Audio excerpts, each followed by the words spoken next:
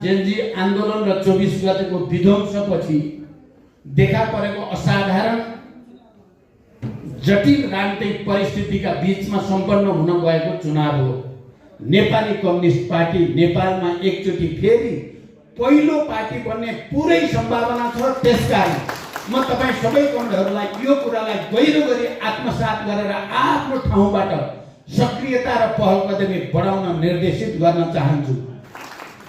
निर्वाचनकै कुरा गर्दा त हामीले निर्वाचन जितिसकिएको र घोषणा गर्न मात्रै बाँकी रहेको भन्न सकिन्छ, तर हामीलाई खुसी र गर्व छ राष्ट्र सङ्कटमा परेको बेलामा देशका तमाम वामपन्थी कम्युनिस्ट र समाजवादीहरूलाई एकताबद्ध गरेर नयाँ सिराबाट अगाडि बढ्ने हामीले सङ्कल्प लियौँ।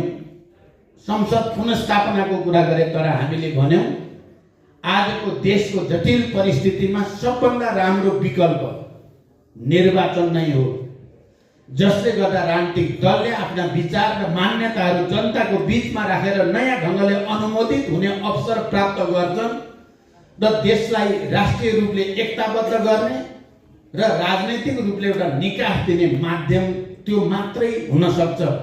हामीले भनिराख्यौँ सल्यान जिल्लामा कमरेड प्रकाश ज्वाला को नेतृत्वमा सिङ्गो टिम एकताबद्ध भएको देखेपछि मैले सल्यानमा चुनाव जित्यो भन्ने ठानेको थियो। आज कमरेड प्रकाश ज्वालाले जुन सठिक रूपमा यहाँ विषय राख्नुभयो, भन्नुपर्ने सबै कुरा छोटोमा कमरेड प्रकाशजीले राखिसक्नु भएको मैले महसुस गरेको छु। म कमरेड प्रकाश ज्वालालाई विशेष रूपले धन्यवाद भन्न चाहन्छु। तपाईले एउटा राजनैतिक परिपक्वता राम्रैसँग प्रदर्शित गर्नुभयो र पार्टी लिडरसिपको भरोसा र विश्वासलाई तपाईले राम्रोसँग जित्नु भयो, त्यसको लागि पनि म धन्यवाद भन्न चाहन्छु।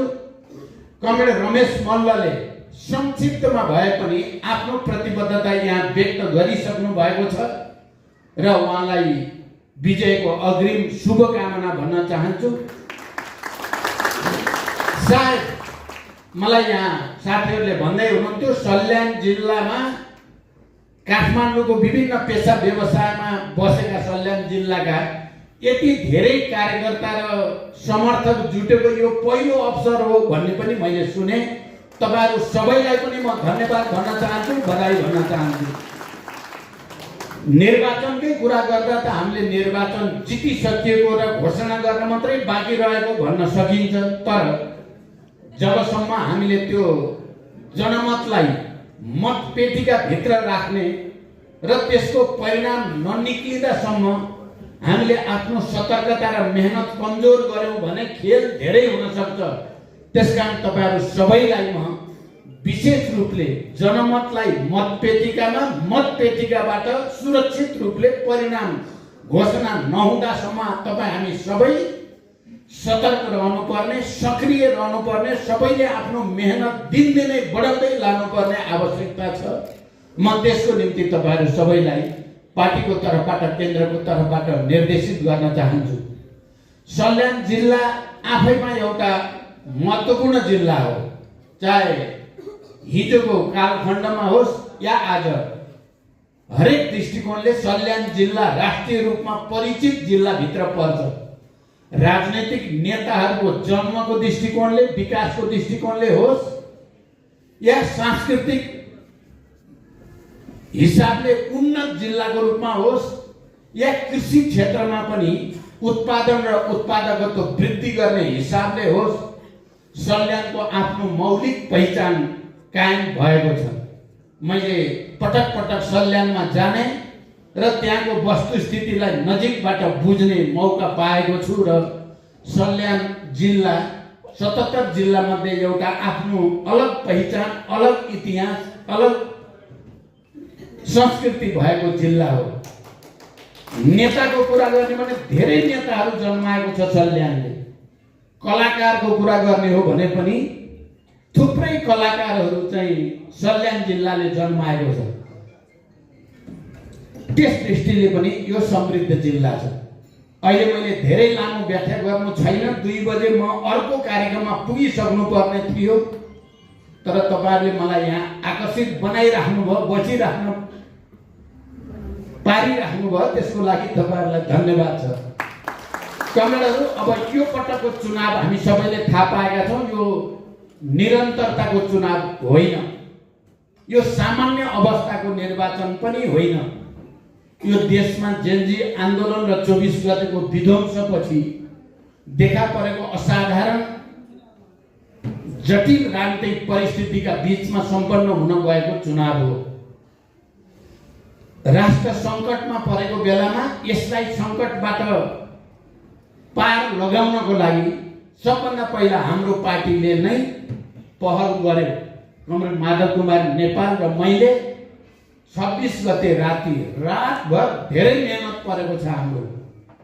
कम्तीमा पनि अर्को दुर्घटना तुरुन्तै हुन नपाओस्, देशले एउटा सहज निकास प्राप्त गरोस् भनेर हामीले धेरै मेहनत गर्यौं र अहिले देश निर्वाचनतिर गएको छ। र सुरुमा निर्वाचनप्रति थुप्रै प्रश्नहरू उठे। कयौं पार्टीहरूले निर्वाचनप्रति नकारात्मक धारणा पनि व्यक्त गरिराखे। कयौंले सर्वदलीय सरकारको कुरा गरे, कयौंले संसद पुनर्स्थापनाको कुरा गरे। तर हामीले भन्यौं आजको देशको जटिल परिस्थितिमा सबभन्दा राम्रो विकल्प निर्वाचन नै हो, जसले गर्दा राजनीतिक दलले आफ्ना विचार र मान्यताहरू जनताको बीचमा राखेर नयाँ ढङ्गले अनुमोदित हुने अवसर प्राप्त गर्छन् र देशलाई राष्ट्रिय रूपले एकताबद्ध गर्ने र राजनैतिक रूपले एउटा निकास दिने माध्यम त्यो मात्रै हुन सक्छ। हामीले भनिराख्यौं।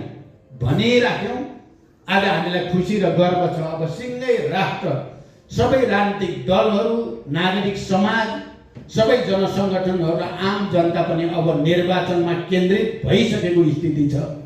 राज्यका सबै अङ्गहरू पनि निर्वाचन सफल पार्ने प्रक्रियामा अगाडि बढेका छन्। हामीलाई खुसी छ कि त्यो प्रक्रियातिर देशलाई डोर्याउनेमा एकचोटि फेरि हाम्रो पार्टीले भूमिका खेल्ने अवसर प्राप्त गर्यो। हामीलाई खुसी र गर्व छ राष्ट्र सङ्कटमा परेको बेलामा देशका तमाम वामपन्थी, कम्युनिस्ट र समाजवादीहरूलाई एकताबद्ध गरेर नयाँ सिराबाट अगाडि बढ्ने हामीले सङ्कल्प लियौँ। त्यही प्रक्रियामा नेपाली कम्युनिस्ट पार्टी बन्यो। अस्तिसम्म आउँदा 25 वटा घटक अहिले नेपाली कम्युनिस्ट पार्टीमा एकताबद्ध भइसकेका छन् र हजारौंको संख्यामा विभिन्न पार्टी परित्याग गरेर नेपाली कम्युनिस्ट पार्टीमा सामेल हुने क्रम दिन प्रतिदिन बढ्दो छ।